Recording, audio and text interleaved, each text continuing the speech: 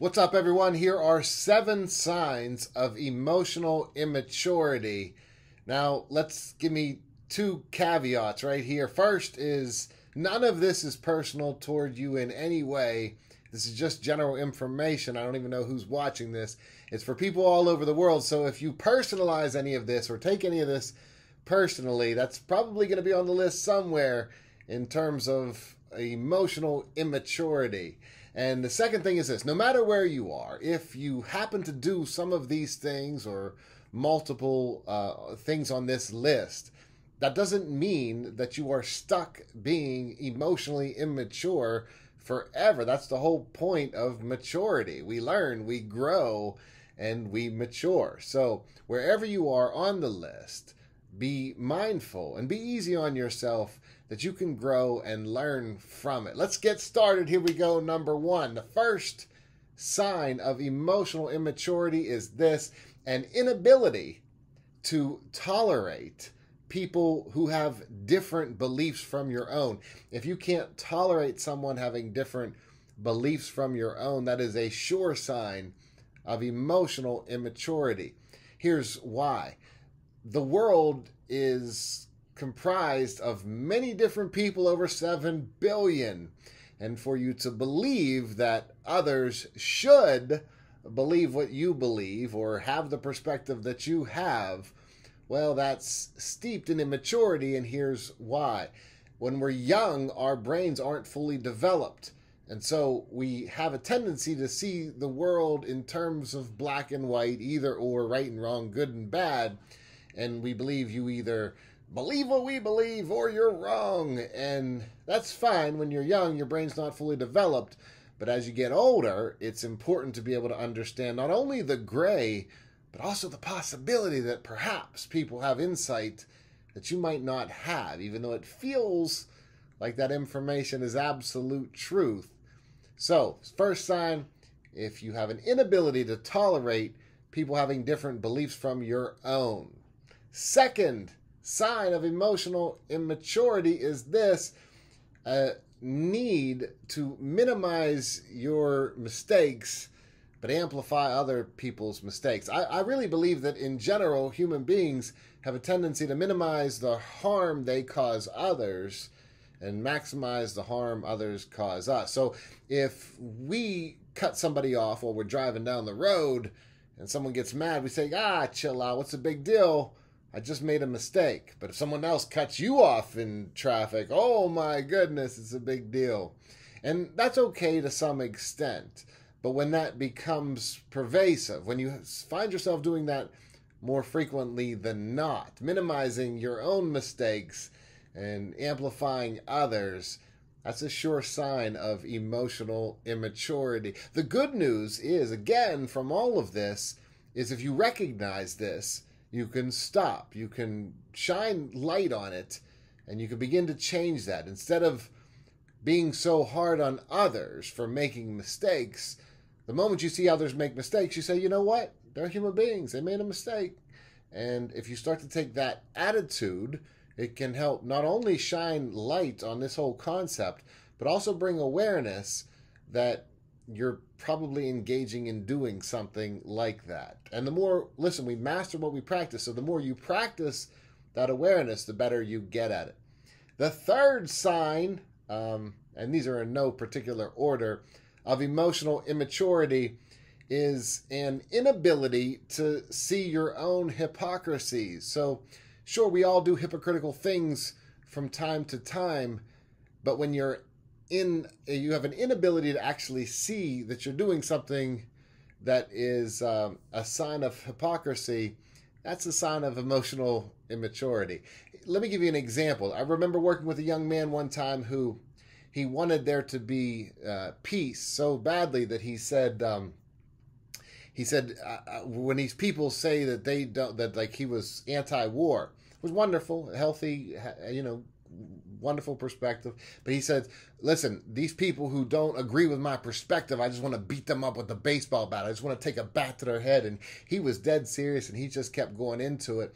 So it's kind of like he wanted there to be peace, and if you didn't agree with it, he would do anything and perpetrate any amount of violence to you until you agreed with his perspective, but he was unable to see his own violence that he would perpetrate toward anyone who disagreed with him. That's an example of emotional immaturity. The next one, number 4, how about this? An inability to handle feedback that challenges what you think. So, in general, people who are emotionally immature have a difficult time handling feedback. So they might do some sort of performance, and then when they get feedback about their performance, they take it personally.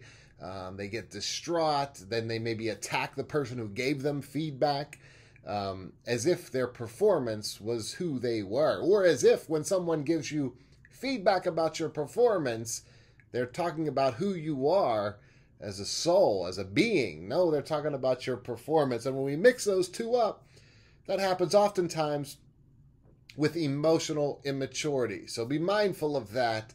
And if you find yourself doing that, one of the most healthy things you can do is learn to separate who you are from what you do. So when you get those two all confused, that's a sure sign of emotional immaturity.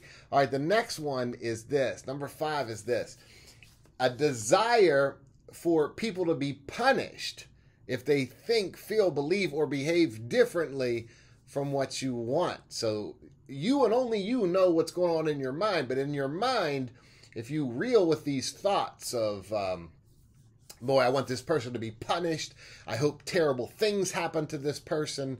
And why? Because they think, feel, believe, or behave differently from what you want. So any of that, comes from a very immature position where we want to punish people simply for believing, thinking, feeling, or behaving differently than what we want. So that's very rudimentary, it's very elementary, it's very much a sign of emotional immaturity. If you find yourself wanting to punish people, and maybe you don't even share these thoughts with others, you have to remember I've spent more than 20,000 hours sitting down one-on-one with people from all over the world. So I hear people's private thoughts. They share their private thoughts with me. So these aren't thoughts you probably even share with others about wanting to punish people who have different beliefs from you.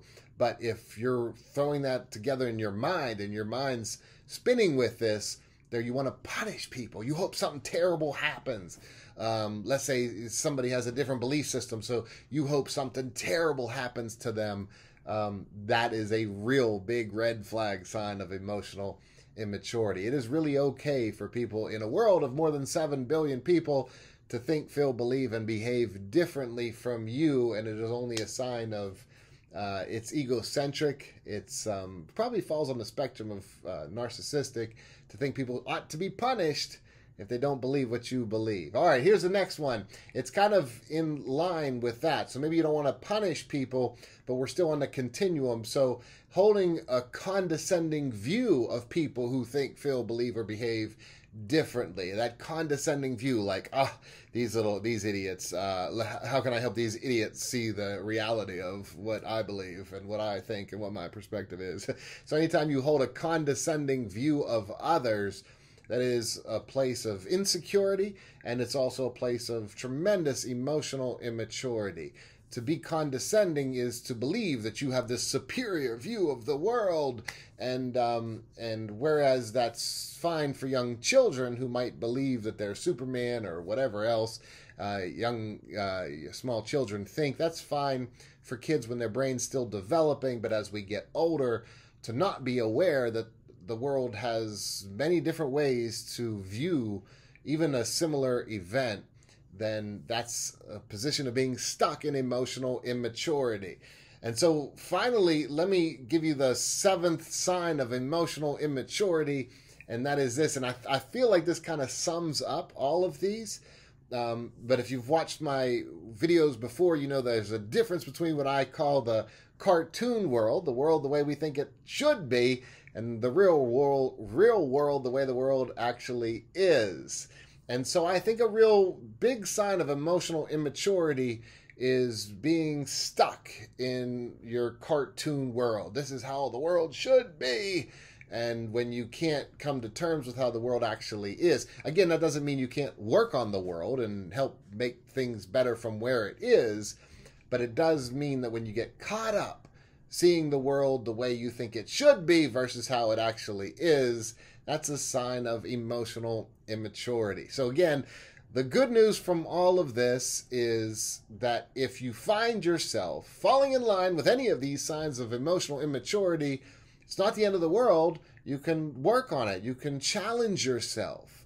Our egos are designed to help tell us that we're right and other people are wrong. And again, that's all well and good and fun when you're a small child. But as you get older and you find a place in a world of more than 7 billion people, it's really important to understand that you are not omniscient, you are not omnipotent, and so not being all-knowing, not being all-powerful, you are one of more than 7 billion, so am I. And we give the world our best, and we recognize that our perspectives are limited, and that we could be wrong. For instance, I could be wrong about this whole list, and maybe I'm off, and that's okay if I am. I'll learn and grow from it, and that's fine with me. But really why I'm doing this is to help you find peace. Because what happens is when you get older and you're stuck in emotional immaturity, you can find yourself in a place of tremendous misery. Why aren't people doing what I think? Why aren't people believing what I want them to believe? Why aren't people feeling and thinking and saying and doing what I want them to do? And when you get stuck like that, you can find yourself in a place of misery and pain.